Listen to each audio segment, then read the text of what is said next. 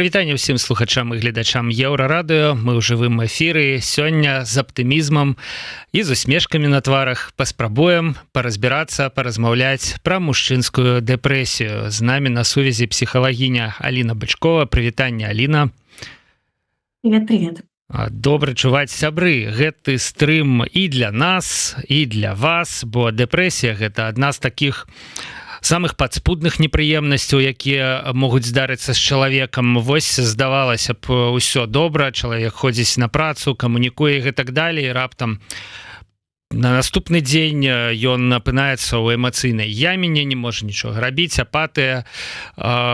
І як з гэтым справіцца, гэта добрае пытанне. Таму чакаем вашых пытанняў у чат-трансляцыі. Калі вам незручна глядзець гэты стрым, проста цяпер адкладзіце яго і паглядзіце потым. Стаўце лайкі ці нават стаўце дызлайкі. Дызлайкі таксама працуюць на алгарытмы Ютуба. Добра, будзе больш гледачоў. Ну, а чым больш гледачоў, тым бліжэй перамены. Тым больш людзей мы выратуем ад дэпрэсіі ў плане гэтага стрыма. Аліна, скажыце найперш, вот я ведаю, што дэпрэсія гэта дыягназ, так пра яе кажуць апошнім часам, да, але шмат хто людзей гэта аспрэчвае. Што тут можна сказаць увогуле? Гэта хвароба, вось дэпрэсія? Ну, если коротко, то, конечно, да. Это официальное ментальное заболевание, которое внесено в классификаторы именно заболеваний, которые связаны с нашим психическим и ментальным здоровьем. Она внесена как в классификатор Американской психиатрической ассоциации, так и в классический классификатор именно МКБ-11, который называется. И, скорее всего, мы, вот, например, пользуемся именно МКБ-11, да, и специалисты, которые работают с клиентами или пациентами, используют именно этот классификатор. Да, депрессия там внесена как одно из заболеваний, но важно помнить, что депрессия, так, наверное, мы не говорим, мы говорим депрессии и, потому что есть очень много разновидностей, и они абсолютно по-разному протекают. Да? Но есть классические симптомы, возможно, об этом поговорим. Адразу ж пытанне з нашага чата. Добры дзень, піша Мішэль. Па маіх назіраннях мужчыны сапраўды дэпрэсуюць, а жанчыны дэпрэсію пераносяць лягчэй. Чаму так? Ці ёсць у вас такія назіранні, па-першае? Ну і другое пытанне, якое як бы наўздагон. Вось мы, да, пра мужчынскую дэпрэсію менавіта вырашылі паразмаўляць. Яна нейкая спецыфічная, ёсць нейкая яшчэ таксама жаночая дэпрэсія. Ці ўсё ж таки правильно казаць пра чалавечую дэпрэсію? Да, на самом деле это очень классный вопрос, да, и очень важный вопрос, потому что каких-то релевантных, валидных и надежных исследований на эту тему, правда, нет. Да, то есть скорее есть гипотеза о том, что у женщин и мужчин депрессия протекает по-разному, и на это влияет вообще супер много причин. Первая из них — это эмоциональный интеллект и то, как мы его воспринимаем, и то, как нас вообще обучают, да, изучать свои эмоции, выражать свои эмоции. Конечно, у женщин в этом вопросе дела обстоят чуть-чуть лучше, чем у мужчин, да, но это особенности воспитания, там, влияние культуры и социума. Это первый вариант.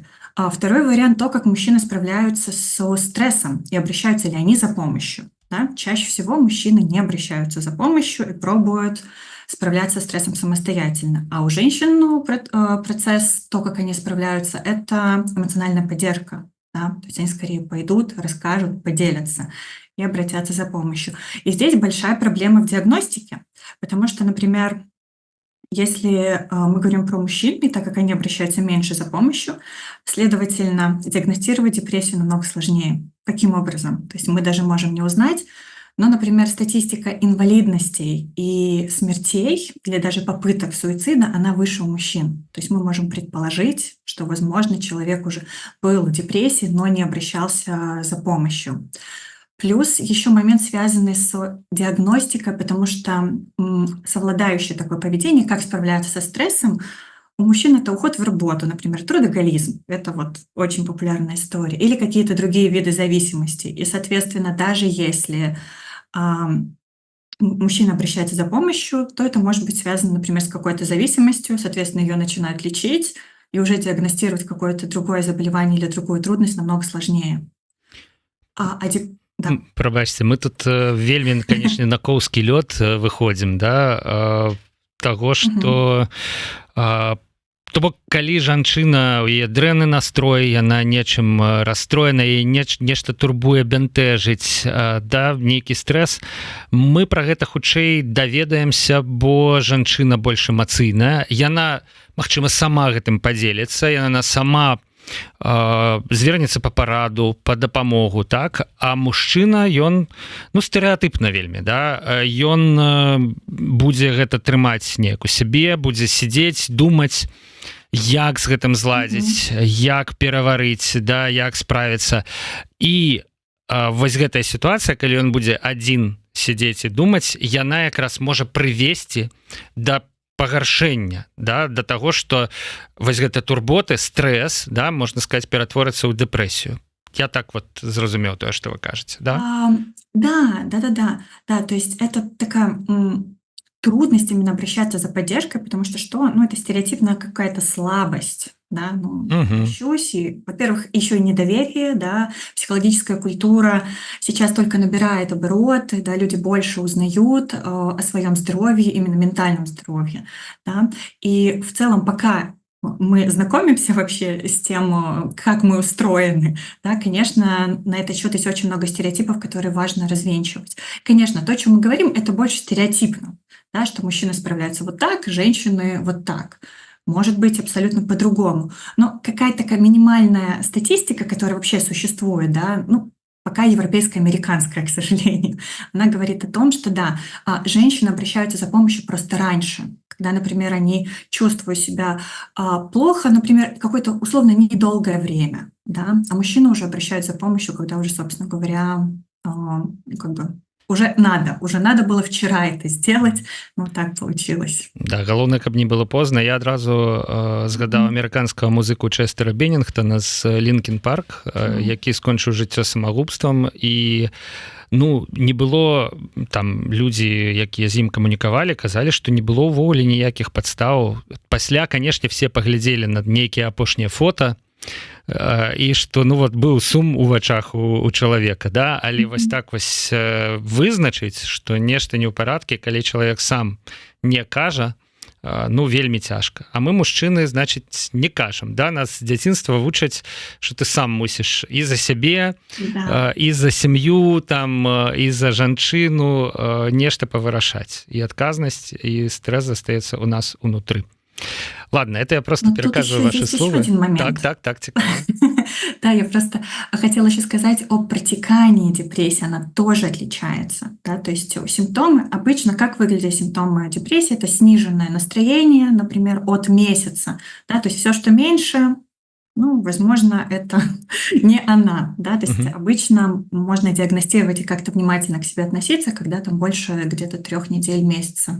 Сниженное настроение, сниженная активность – это классика, да, но у мужчин есть еще особенности. Это такой неконтролируемый гнев, то есть как будто бы злиться человек начинает больше, да, и это такое эскапическое поведение, то есть уход в, не знаю, игры, работу и во что-то другой. То есть можно проследить вот через такие моменты. Да. Но в целом, да, когда человек не говорит, чаще всего очень сложно сказать, что у него депрессия, потому что это очень стереотипно, что это человек, который лежит в кровати и не встает. Вовсе нет.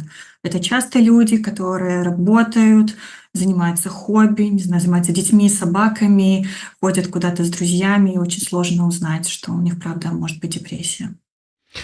Вось яшчэ одно пытанне з нашай стужкі.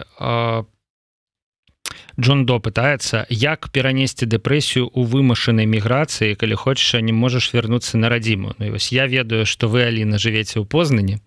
Я не ведаю, ці гэта была міграцыя вымушаная, да, але можам гэта і не абмяркоўваць, у прынцыпе, да, але тым не менш вы таксама ў гэтай сітуацыі міграцыі знаходзіцеся, працуеце, вядзеце кансультацыі, то бок неяк гэтую сітуацыю пераварваеце, ну, але вось ёсць такі запыт. Не дзіўна, ў прынцыпе, што ў гледачоў, слухачоў Еўрарады ёсць такі запыт. Міграцыя, яна павялічвае рызыку дэпрэсіі. Як перажыць? Да.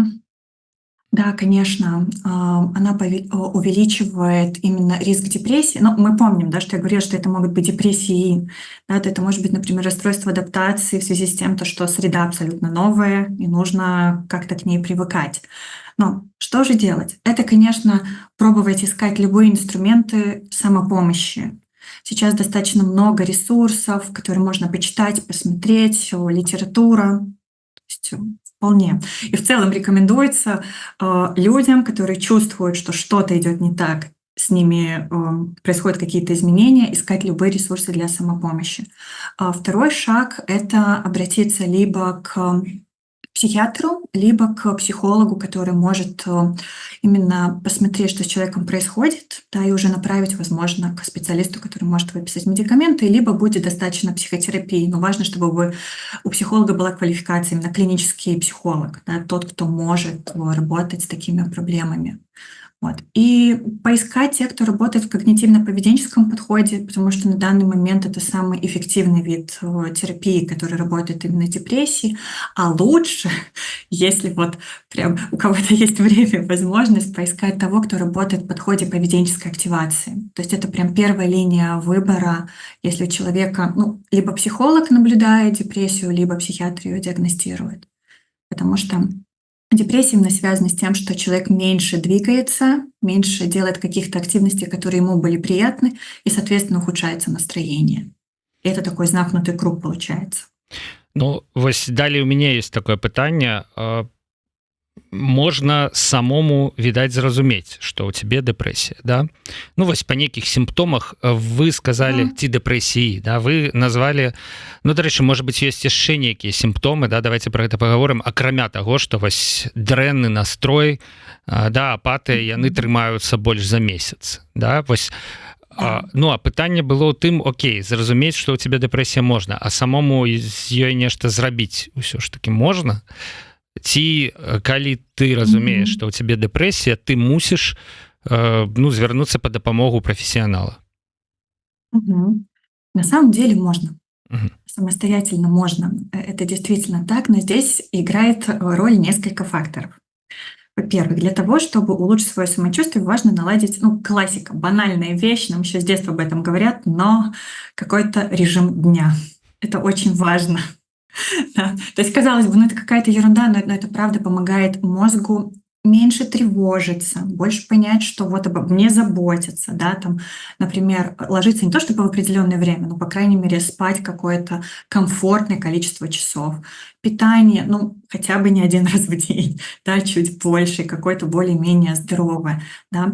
Какие-то активности, которые приносят удовольствие, это очень важно, да, то есть какая-то осмысленная, ценностная активность, да. Это возможность поговорить с кем-то просто о том, что мне плохо. Чтобы хотя бы один человек мог сказать: да, окей, это правда какая-то ерунда, да, я тебя понимаю. Вот этого иногда может быть достаточно. Это по такой самопомощи. А Плюс хто можа быць гэты физическая чалавек? активность. Гэта можа быць калега па працы, так? Я не ведаю. Ну, Вообще не важно, главное, чтобы он имел эти 2 минуты и какой-то вот такой понимающий, располагающий вайб, да. То есть понятное дело, что если мы идем за поддержкой к кому-то, кто говорит: да все у тебя хорошо, ну расслабься. Это не то, да. Важно, чтобы кто-то мог вот разделить это самочувствие. И чаще всего мы понимаем, кому мы можем пойти за этим. Да. Прабачце, Аліна, перабіў вас на фізічных актыўнасцях. Да, да, это тоже важная часть. Это не значит, что нужно там мучить себя тренажеркой или чем-то подобным. Нет. То, что комфортно. Прогулки с собакой, не полчасика, например, часик. Пожалуйста, просто прогулки, тоже здорово. Но главное, чтобы можно было выйти из дома. Да, потому что депрессия часто приводит к социальной изоляции, к сожалению. И это тоже одиночество, ну и Стрэс, стресс, які вядзе да адзіноты, і зноў жа вось, ну калі вяртацца да сімптомаў, калі вы бачыце сябе не проста апатычным, да, а вось калі у вас дом, работа, дом, я так разумею, да, і все, як бы, і вы не адчуваеце жадання пайсці куды-небудзь увогуле, да, калі вы прыходзіце дадому, сядзіце, глядзіце ў стенку, я не ведаю, да, ці там, не ведаю, врубаеце тэлевізор там, ці YouTube і просто... TikTok, да, і вы не заўважаеце, як там 2 гадзіны праляцелі, вось вы так хоп і ой, а што здарылася, да? Вось гэта нагоды звярнуць увагу на свой стан. Про задуматься, да. Еще момент, связанный, может быть, с каким-то нарушенным сном, это тоже симптом депрессии, да, либо наоборот, когда аппетит пропадает, или наоборот, он появляется, то есть прям хочется кушать все время. Да, то есть на это тоже стоит обращать внимание. Когнитивные изменения, да, то есть это то, на что часто люди жалуются, что как будто бы появились проблемы с памятью, сложно что-то читать, запоминать информацию. То есть это тоже повод задуматься и посмотреть, что же происходит. Еще стоит обратить на какую-то такую как будто бы заторможенность в реакциях своих, да, то есть с кем-то идет диалог, и человек как будто бы в своих мыслях и потом возвращается, и насколько часто вот могут такие ситуации происходить. То здесь, конечно, важно быть внимательным. Да? Ну и в целом, то, о чем я говорила, все классификаторы болезней ментальных, они в доступе, там можно почитать симптомы, посмотреть и сравнить свое самочувствие. Сябры, ўжо 15 хвілінаў мы на Еўрарадыё размаўляем пра мужчынскую дэпрэсію з псіхалагіняй Алінай Бычковай. Аліна жыве ў Познані, кансультуе, вы можете знайсці яе Instagram, знайсці па запытах у Google, а я так яшчэ гэтую 2 хвілінку рэкламы, пакуль вы, можа быць, пераводзіце дух крыху, пакуль рыхтуеце свае пытанні. Хочу працягнуць тым, што пазнаёміліся мы з Алінай дзякуючы праекту Hope Flow. Гэта платформа па падборы тэрапеўтаў, платформа ментальнай падтрымкі, яна працуе па адрасе Hope Flow онлайн.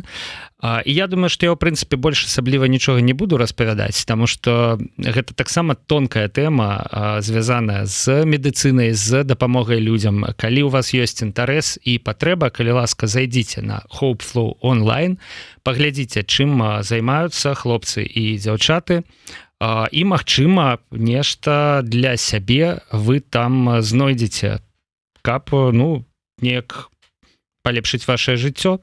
Аліна, барацьба з дэпрэсіяй, яна да чаго вядзе чалавека? Вось паляпшэнне жыцця, правильно? Конечно, хотелось бы, так. Чтобы так было, но на самом деле, когда мы говорим «борьба», это так звучит, ну, прям как будто бы человек каждый день сталкивается с какими-то прям трудностями. Ну, это как бороться с каким-то динозавром или с чем-то очень сложным. Это действительно так. То есть это не просто какое-то сниженное настроение, да, которое пройдет через там, час или два. То есть человек действительно долгое время чувствует себя очень плохо. Да, и важно об этом говорить и снимать стигму с того, что депрессия — это просто какое-то плохое настроение, завтра тебе станет лучше. К сожалению, это не так. Вось ізноў у нас у каментарах цікавае пытанне.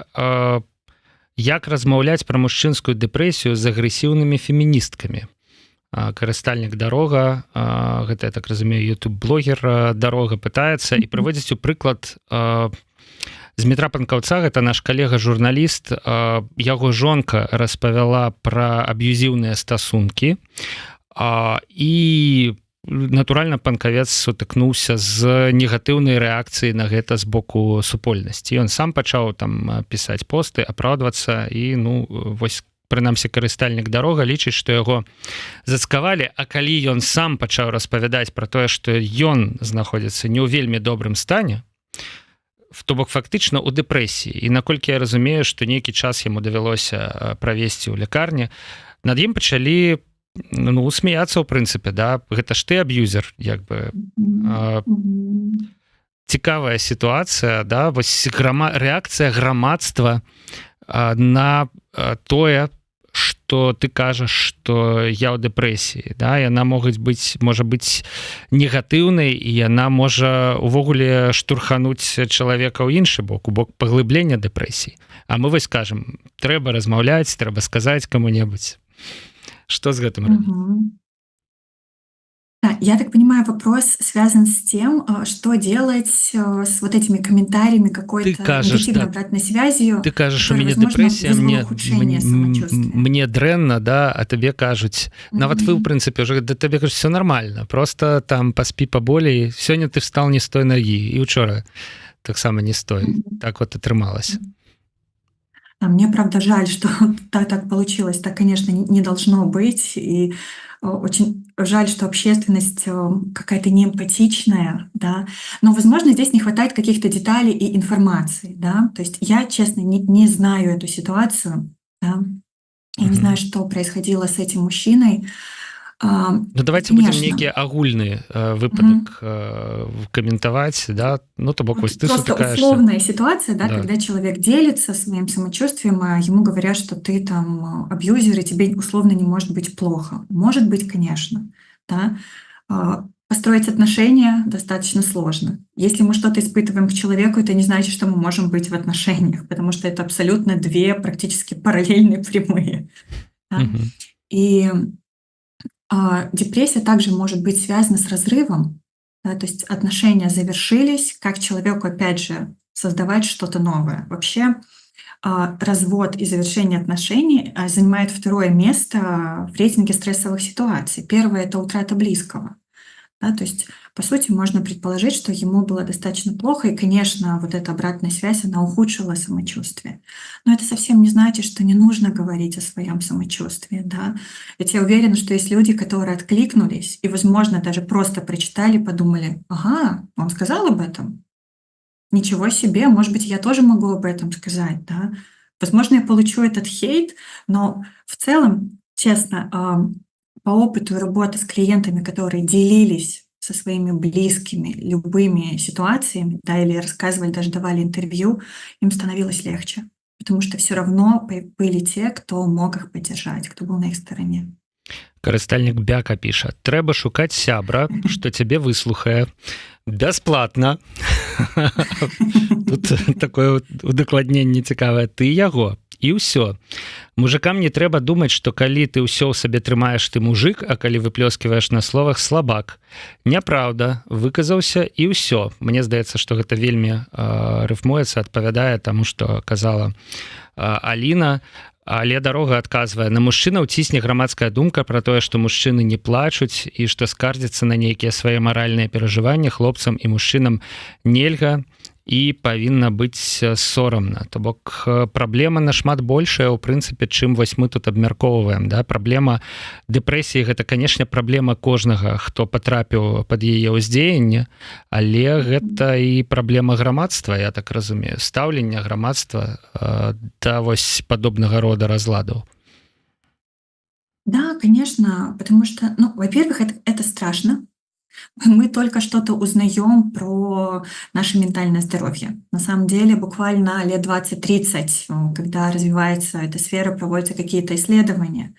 И, конечно, многим людям тяжело принимать, что да, это болезнь, да, любой человек может столкнуться. Ну, например, если нам, не знаю, болит сердце, или мы чувствуем, что у нас высокое давление, мы идем к врачу, и мы часто не задумываемся о том, что надо бы сходить все-таки, да, провериться, что-то больно. А депрессия, она проявляется по-другому. К сожалению, ее симптомы могут быть связаны и с множеством других заболеваний. Да? То есть, например, даже физическими симптомами. Но я часто своим клиентам, которые приходят с симптомами депрессии, говорю еще обратиться к эндокринологу, да, для того, чтобы исключить именно какие-то физические, да, телесные заболевания. Да. Потому что иногда вот именно симптомы могут быть очень схожи, и правда это могут быть какие-то гормональные штуки. Вот, поэтому проверить это тоже стоит, посмотреть, вдруг это все-таки не ментальное какое-то заболевание. Это тоже важно. Я б яшчэ хацеў звярнуць на іншы бок вось сацыяльнасці, да, на іншы бок сацыяльнага боку дэпрэсіі. У нашай праграме Gender Gap, якая, ну, як лёгка зразумець, прысвечаная там гендерным стэрэатыпам, мы даволі часта кажам пра тое, што сёння роля мужчыны ў свеце змяняецца. Ну вось раней былі проста все было.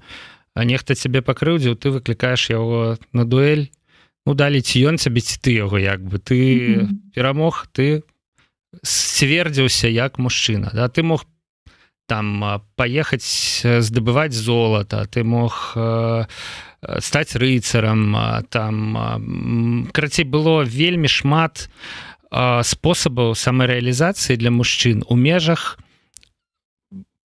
простых і зразумелых мадэляў. Урэшце рэшт, раней было ясна, заходзіць жанчына ў грамадскі транспарт, ты саступаеш месца, да? Сёння як бы все гэта ставіцца пад сумнеў, шмат якіх пазіцый, і мужчына не разумее, хто ён увогуле, як яму ўвогуле сябе праявіць як мужчыну, в чым яго прызначэнне, да? І магчыма гэта вядзе чалавека, мужчыну да дэпрэсіі. Вось што з гэтым рабіць, да? Ці ёсць такая праблема сапраўды? Конечно, есть. Вообще идентичность — это очень важный вопрос, очень сложный вопрос. И в целом это скорее процесс, да, процесс какого-то вообще познания, кто я, какие у меня ценности, что я могу дать этому миру и что он может мне дать. И, конечно, когда разрушаются какие-то стереотипы, очень сложно находить вот это место свое, потому что раньше оно было понятно. Плюс еще, опять же, возвращаясь к работе мозга, да, мозг работает тоже достаточно стереотипно. То есть все, что для него понятно, все, в каких там культурных или социальных реалиях человек воспитывался, собственно говоря, так и жить надо. Поэтому какие-то страхи, нежелания, какие-то защитные механизмы, они появляются у нас. И тогда нам тяжелее какие-то новые, условно новые нормы воспринимать. Да, то есть это не только какое-то такое типа странное нежелание, потому что я просто не хочу. Это неинтересно, потому что это еще какие-то более глубокие процессы, связанные с физиологией нашей, биологией. Жыць цяжка, свет змяняецца. Вось гэта вось і ўсё. Ведаеце, калі вы казалі пра тое, што трэба знайсці каго-небудзь, з кім можна падзяліцца, у мяне таксама была асацыяцыя такая кінематаграфічная пра такого бармена. Ну вось да якога ты прыходзіш, да, які цябе выслухвае. Там вы сказалі вось пра 2 хвіліны там паслухаць, да, ну вось. Але тут же я спыніў сябе у тым плане, што кажуць, што алкаголь не вельмі дапамагае ў змаганні з дэпрэсіяй. Што можаце вы сказаць на гэты конт? Алкоголь не помогает, он усугубляет депрессию. Потому что алкоголь — это стимулятор, который работает как? То есть во время того, когда мы выпиваем, нам хорошо, прекрасно, замечательно, но после нам часто бывает очень плохо. Особенно если, например, мы принимаем какие-то медикаменты, тогда же вообще нельзя принимать алкоголь, потому что ничего не будет работать как нужно. Поэтому бармен не подходит. Может быть, таксист. Но вообще, конечно, лучше человек, который знает, да, знает там, вас или кого-то, кто нуждается в поддержке. Да, то есть это кто-то знакомый. Гэта цікавая парада. Ну, канешне, нагадаю ўсім пра магчымасць. Я ёй рэдка карыстаюся, але ўсё ж такі з барменам можна выпіць і гарбаты. Ну, калі трэба вельмі з ім пагаварыць, то вось можна вось так. Хаця, конечно, можна нарвацца ізноў на сацыяльнае асуджэнне, але тым не менш.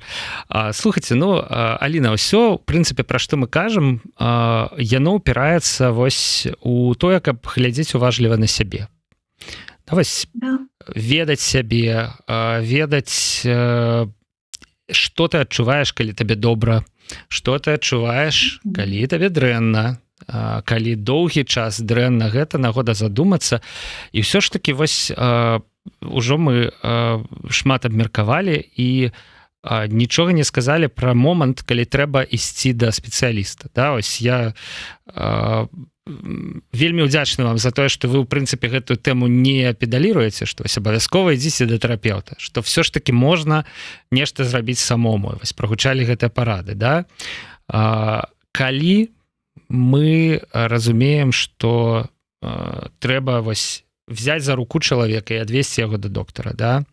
Ці сам чалавек, вось калі ён мусіць зразумець, што яму трэба взять сабе ў рукі и звернуться до терапевта.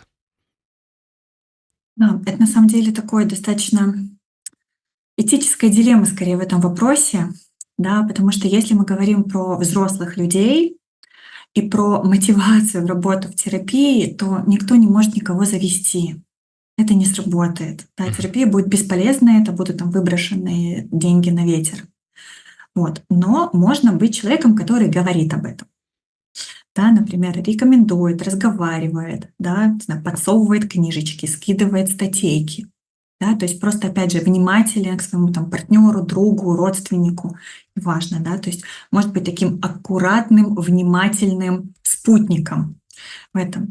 А когда обращаться, когда появляется впервые эта мысль, можно сразу заниматься поиском. То бок у прынцыпе з'явілася думка, а не схадзіць ли мне да доктара, Да. гэта Лучше знак, сходить. што лепш схадзіць. Урэшце рэшт, як, дарэчы, такія кансультацыі адбываюцца? Гэта можа абмежавацца адной кансультацыяй, напрыклад, калі доктар пабачыў чалавека, пагаварыў з ім і ну як бы все нормально, там не ведаю. То бок тое, што вы, я пра што, тое, што вы ідзеце да доктара, гэта не азначае там 4-месячны са старта, да, там курс за 100-500 грошей. Нет, Да? нет, конечно. Ну, во-первых, когда человек идет, да, нужно провести диагностику. Возможно, его самочувствие связано с какими-то определенными трудностями. Да, и это не всегда может быть депрессия. Например, достаточно получить рекомендации или, возможно, медикаменты, и на этом все завершится. Да? То есть просто здесь очень сложно, потому что важно провести диагностику и клиническое интервью. Да, то есть я как специалист провожу диагностику, клиническое интервью, и потом вместе с клиентом мы говорим о том, да, вот, что с его самочувствием, что происходит. Я там рисую схемы, показываю. И человек сам делает выбор для себя, да, он бы хотел оставаться в какой-то работе или ему достаточно того, что он получил, например, на одном сеансе. Сябры, 30 хвілін мы ў стрыме. Я думаю, што за гэты час мы плюс-мінус, канешне ж, па верхах, да? Але хаця б, думаю, прымусілі вас падумаць, агледзецца навокал, да, і прыгледзецца і да сябе, і да сваіх калег, і, можа быць, недзе ў сваёй сям'і. Можа быць, хто-небудзь выклікае падазрэнні, можа быць, з кім-небудзь трэба тэрмінова пагаварыць пра тое, што ён адчувае, каб пазней не было горш. Аліна Бычкова, наша суразмоўца, псіхалагіня, прачытаў я, што закаханая у, як гэта называецца, когнітыўна-паводзінную тэрапію. Вось. Дала кучу парад просто і на выпадак таго, да чаго прыглядацца, і на выпадак таго, што трэба рабіць. Вось нехта прапусціў пачатак нашага стрыму і пытаецца: добра, прыглядацца да сябе добра, а што наконт зарадкі, што наконт гімнастыкі? Все правильно, все вы правильно сказали, і Аліна пра гэта нам сказала нейкі вельмі кароткі час, літаральна 10 хвілінаў таму. Так што будьце уважлівымі, калі ласка, не закидвайце, прыслухоўвайце да сябе, не закидвайце сваё самаадчуванне, і спадзяюся, што у наш непросты час, нават калі абмінуць дэпрэсію не атрымаецца, ці дэпрэсія не абмінула вас, усё ж такі з гэтай непрыемнай сітуацыі атрымаецца выйсці з плюсамі для сябе, з новым разуменнем сябе. Як кажуць, што нас не забівае, то нас робіць мацней. Пасля дэпрэсіі ж можна, калі з ёй развітваешся, сказаць сабе: я стаў мацней. Конечно, конечно. Это, с одной стороны, невероятно сложный опыт, но с другой стороны, люди, которые справляются, которым удается, даже если не удается, все равно каждый день бороться и прикладывать много сил, ну, это нужно быть невероятным супергероем. Поэтому, конечно, да, это человек, который узнает себя намного лучше. Хто жыве сёння у свеце, тот і так супергерой, мне здаецца. Хто у гэтым свеце жыве і перамагае дэпрэсію, тот супергерой двойчы. З гэтым, мне здаецца, можна захоўваць аптымізм і можна завяршаць наш сённяшні стрым. Дзякуй вялікі, Аліна, што далучыліся да нас, што звярнулі нашу ўвагу на гэтую праблему. Ну і да пабачэння. Удачы ў працы. І, ну, як доктару заўжды жадаеш, каб у яго было паменей кліентаў, да, і самому, каб радзей з ім сустракацца. Вось. Ну, але тым не менш, удачы ў працы, мне здаецца, я магу вам пажадаць. Да пабачэння. Спасибо, это важно. До свидания.